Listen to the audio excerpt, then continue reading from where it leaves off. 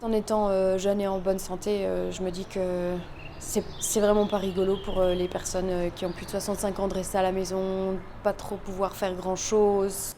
Après, il y a il y a toutes sortes de réactions. Il y a ceux qui osent pas s'approcher, il y a ceux qui ouvrent franchement la porte, il y a ceux qui aimeraient même nous inviter à rester prendre un café, alors que c'est pas tellement possible.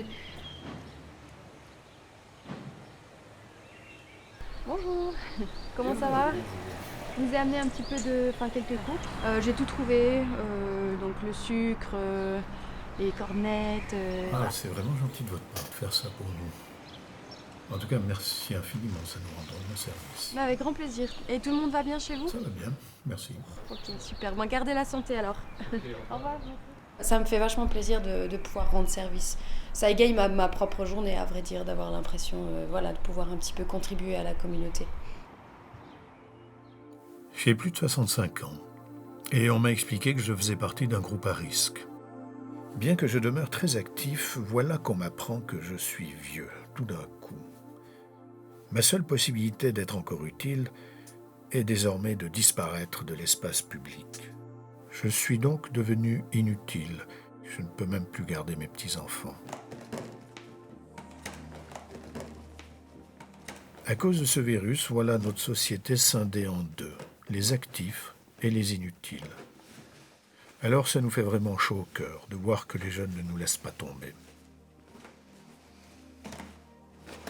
Je dois donc m'organiser en confiné. Il faut faire quelques réserves, on ne sait jamais.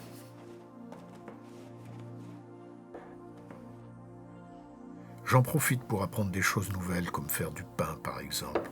C'est pas si simple de faire du pain. Et quand je pense que mon boulanger se lève à 2 heures du matin pour le faire, respect le boulanger. Ça pousse du côté cheveux. Et mon coiffeur qui ne gagne pas un sou depuis quelque temps déjà, je sais pas comment il se débrouille.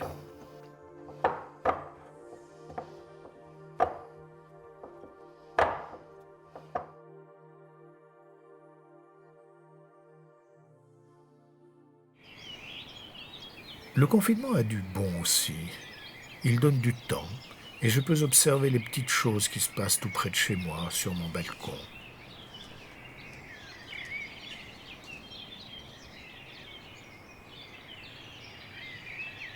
Ce virus nous rappelle quelque chose d'essentiel tout de même. Nous faisons partie de la même nature. Nous devons en affronter les dangers, nous nourrir, nous reproduire. Bon, sur le dernier point, je ne suis plus vraiment concerné. C'est vrai que la nature se débrouillerait très bien sans nous. Mais nous, sans elle, ce serait assez compliqué.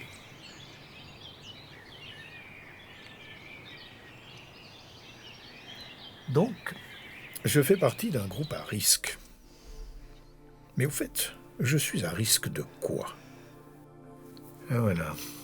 Ah quand même, je risque 7 fois plus de mourir que les moins de 65 ans. À vrai dire, ça, je m'y attendais un peu. Là, on voit qu'avec le coronavirus, je risque plus, effectivement. Mais pas les plus jeunes.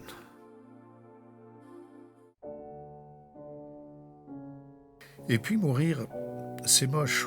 On fait tout pour oublier qu'on est mortel. Et ce virus a le très mauvais goût de nous le rappeler. On n'aime pas ça.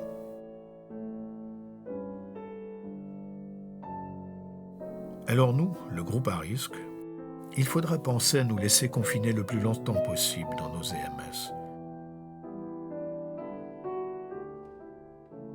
Nous mourrons peut-être d'ennui, un peu plus tard, mais ça fera beaucoup moins de bruit.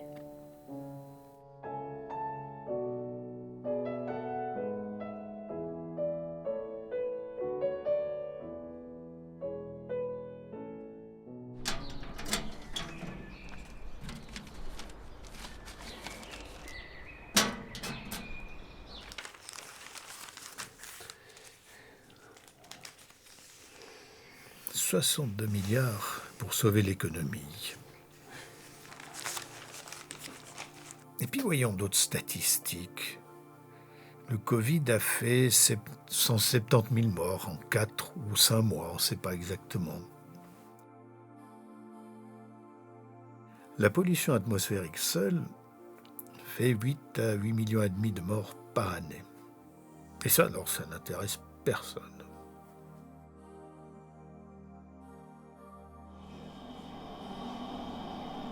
Sauver l'économie, tout secteur existant, même polluant. Voilà ce que fait l'Europe et la Suisse aussi. L'idée par exemple de conditionner l'aide au secteur aérien à des quotas minimums de carburant de synthèse, de sources renouvelables, ça, malgré les appels écologistes, ce ne sera pas pour tout de suite. Donald Trump trépigne, il veut lui aussi relancer l'économie. Et si possible, ne rien changer. Le monde d'après pour l'Amérique devrait ressembler à celui d'hier. Notre pays sera plus fort que jamais. Nous avons un plan de relance énorme, un plan qui va mettre le feu au pays. Je crois que ce qui va se passer, c'est qu'on va avoir un gros rebond plutôt qu'un petit rebond.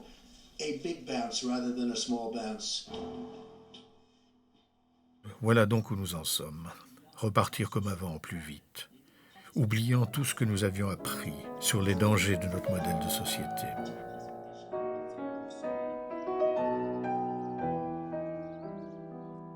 La principale victime du Covid-19 pourrait finalement bien être le bon sens et notre environnement. Si l'on poursuit de la sorte, le groupe à risque, ce ne sont pas les plus de 65 ans. C'est ceux qui nous aident aujourd'hui. Ce sont les jeunes qui vont devoir assumer la suite.